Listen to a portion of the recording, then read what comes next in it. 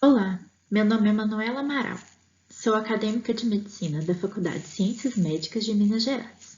E hoje, junto com as acadêmicas Isabela Veiga, Letícia Botelho, Mariana Lauar e Sofia Amaral, como representantes da LANEFRO, Liga Acadêmica de Nefrologia, irei falar com vocês sobre a glomeruloesclerose segmentar e focal. A glomeruloesclerose segmentar e focal trata-se de uma enfermidade de evolução crônica, causada por lesões nas células que formam as estruturas funcionais dos rins. Mais especificamente, uma esclerose em partes de pelo menos um glomérulo em toda a amostra de uma biópsia renal. Lembrando que o glomérulo é uma estrutura funcional do rim. Essa patologia pode ser classificada em formas primárias, estando relacionada a um fator tóxico que causa a disfunção das estruturas renais. Secundária, quando essa é relacionada a uma condição já existente, como, por exemplo, um vírus ou o uso de um medicamento. Genética ou até mesmo desconhecida. A determinação da etiologia específica é importante para o tratamento e para também a definição do prognóstico. A causa da glomeruloesclerose segmentar e focal primária ainda é desconhecida, mas acredita-se que há um suposto fator circulante que é tóxico para o podócito e que causa disfunção generalizada dessa estrutura, sendo esse evento inicial chave. A identidade desse fator ainda não foi claramente estabelecida. Os podócitos são células que, juntamente com outras, constituem a barreira de filtração glomerular, garantindo que apenas algumas substâncias sejam filtradas. Além disso, há também o envolvimento das células epiteliais parietais. A glomeruloesclerose segmentar e focal secundária geralmente resulta de uma resposta adaptativa à hipertrofia e hiperfiltração glomerular. Outra normalidade glomerular, como aquelas envolvendo a membrana basal glomerular, ou lesão tóxica direto aos podócitos, como por exemplo por drogas ou vírus. Qualquer pessoa pode ter essa doença, porém ela é bem mais comum em pacientes negros, em homens e em indivíduos adultos entre 25 e 35 anos. E quais são os sintomas dessa patologia? Normalmente, os pacientes com essa doença apresentam um início agudo da síndrome nefrótica, que seria um inchaço pelo corpo, uma diminuição da quantidade de proteínas no sangue, perda de proteína e sangue pela urina, uma pressão mais alta e uma disfunção renal. É feito com base na biópsia renal. Nesse caso, é extraído um pequeno pedaço do rim que é encaminhado para uma avaliação do médico patologista. Nessa avaliação, o patologista vai avaliar algumas características específicas do tecido renal e dar o diagnóstico. A biópsia renal é feita em ambiente hospitalar com o uso de anestesia local. Dura aproximadamente de 20 a 30 minutos e após passar o efeito dessa anestesia, o paciente pode sentir um leve desconforto na região da biópsia. Algumas das características que serão avaliadas pelo patologista são a hialinização focal e segmentar dos glomérulos, IgM e depósito de complemento, C3, em um padrão nodular disperso, desaparecimento dos processos podais dos podócitos em casos idiopáticos e apagamento irregular nos casos secundários. Pode ser visto também a esclerose global, juntamente com glomérulos atróficos secundários.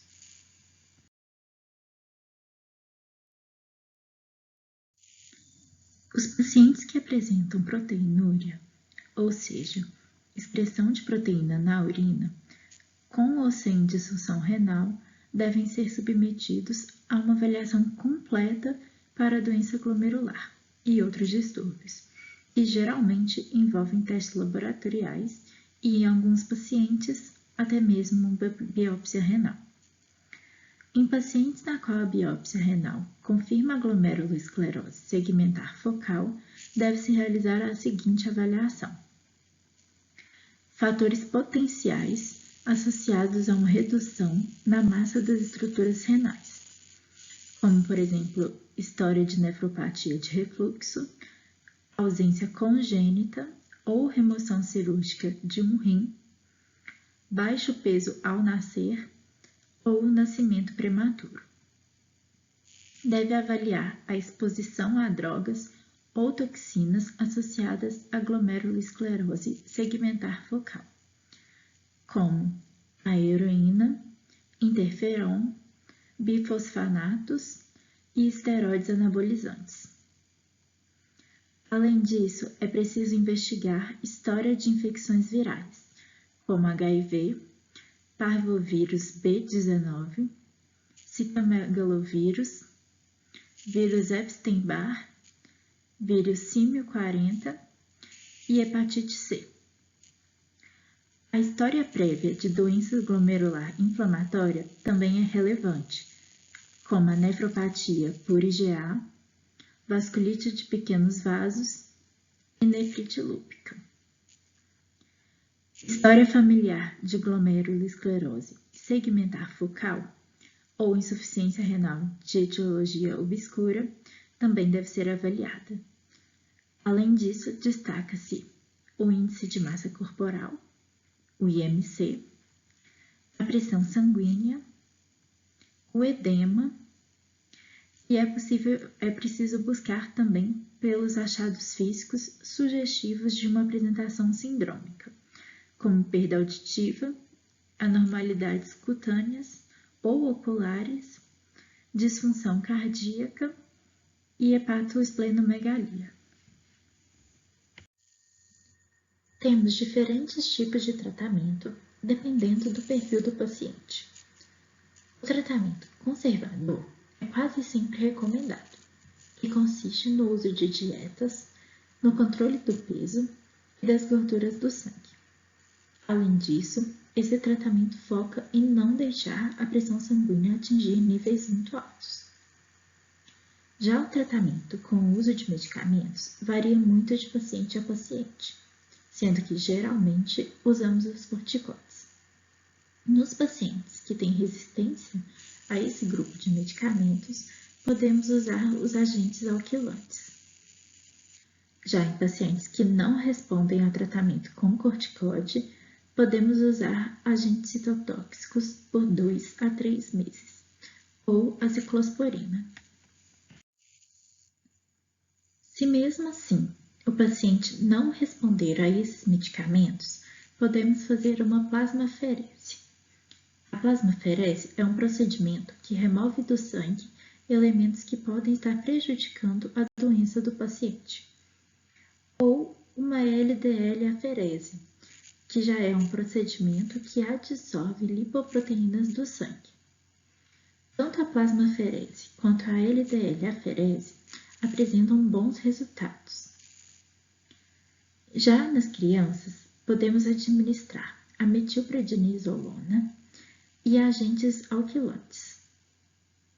Em estágios finais da glomerulosclerose segmentar e focal, que seriam os estados mais graves dessa doença, iríamos tratar com a hemodiálise ou até mesmo com transplante renal. É comum a doença retornar e piorar quando o tratamento é suspenso antes do momento certo. Por causa disso, é muito importante seguir as recomendações médicas. A principal mensagem que gostaríamos de deixar para você é ressaltar a importância da consulta médica regular. Algumas doenças podem apresentar sinais e sintomas muito parecidos e com diferentes tipos de evolução, e cabe ao médico saber identificá-las e definir o melhor tratamento possível. Sempre que tiver alguma dúvida, não deixe de perguntar ao seu médico. Ele está aqui para te ajudar. Muito obrigada e essas são as nossas referências.